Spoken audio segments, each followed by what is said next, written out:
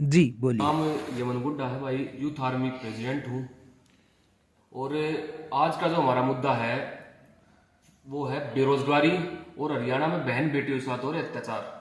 इसके विरोध में हमने झज्जर में 26 तारीख को एक गांव गुड्डा से, क्योंकि मेरा गांव है गुड्डा और झज्जर से बिल्कुल पास लगता है, गांव गुड्डा से झज्जर अंबेडकर चौक तक एक यात्रा का आयोजन किया है। 26 जनवरी को करने का मतलब है 26 जनवरी को इस देश का संविधान लागू हुआ था। और सरकार में एक बात होती है कि एक देश एक विधान, लेकिन इस देश में मंत्री कोई है तो उसके साथ बहुत अच्छे से पेश आ रही है सरकार। अगर कोई आम जनता में से कोई बंदा होता तो अभी तक अंदर होता।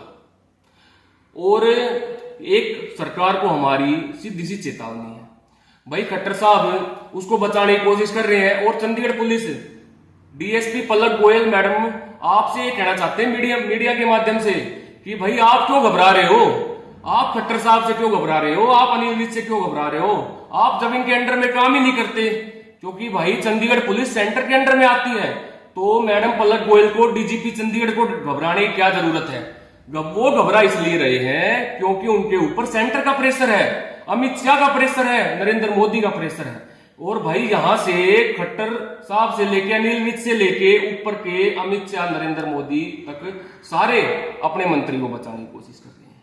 इसके विरोध में हमने 26 तारीख से यात्रा शुरू करी है, जो झज्जर में शुरुआत होगी। और 1 फरवरी से अगर सरकार को 26 तारीख तक का अल्टीमेटम है, अगर 26 तारीख तक सरकार ने उस लड़की को, जो महिला कोच थी, उसके पक्ष में और इस निकम्मी सरकार के विरोध में 26 जनवरी को हम आंदोलन की शुरुआत करेंगे। जो आंदोलन गांव गुड्डा से लेकर अंबेडकर चौक तक चलेगा।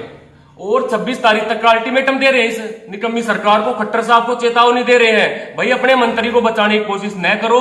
अगर उसको बचाने की कोशिश आप करोगे तो हम 1 फरवरी को झज्जर के अंबेडकर चौक से एक पद यात्रा की शुरुआत करेंगे, जो रोहतक होते हुए गोहाना, पानीपत, करनाल, गरोंडा और कुरुक्षेत्र, अंबाड़ा होते हुए चंडीगढ़ तक पहुंचेगी। और संख्या 20 से लेके 20,000 हो और कोई दुर्घटना यात्रा के दौरान होती है तो उसकी जिम्मेवार भी सरकार होगी। या तो 26 तारीख तक खट्टर साहब, अमित शाह जी, नरेंद्र मोदी न्याय कर दे, वरना हम यूथ आर्मी चंडीगढ़ को घेरेंगे।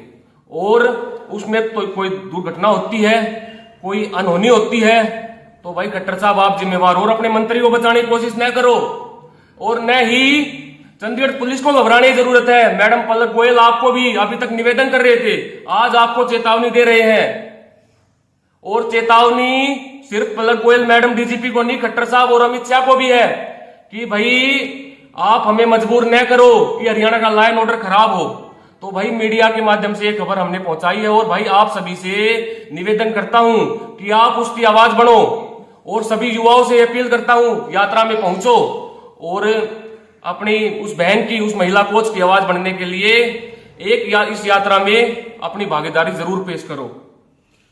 मुख्यमंत्री जी कह रहे हैं कि जो जांच है वो बिल्कुल निष्पक्ष होगी और हम निष्पक्ष जांच जो है वो करवा रहे हैं। अच्छा भाई, मुख्यमंत्री जी ये कह रहे हैं कि भाई निष्पक्ष जांच होगी। उन्होंने एक बयान भी दिया है, आप तो मीडिया में तो आपको पता होगा कि भाई मंत्री निर्दोष है।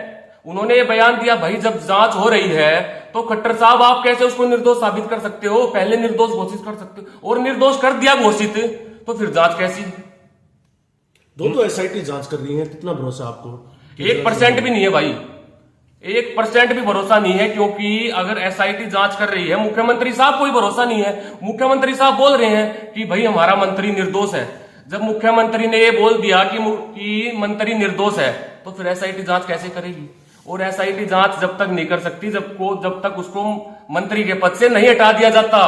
तो कितनी संख्या में आपकी यात्रा जो जाएगी झज्जर से लेकर चंडीगढ़ तक? देखो, संख्या होगी क्या? हमारा प्लान ये है, चंडीगढ़ तक हम अपने सभी युवाओं को पैदल नहीं चलाएंगे, लेकिन जिस शहर में हम चलेंगे वहां पर हमारी टीम के पूरे शहर को हम जाम करेंगे।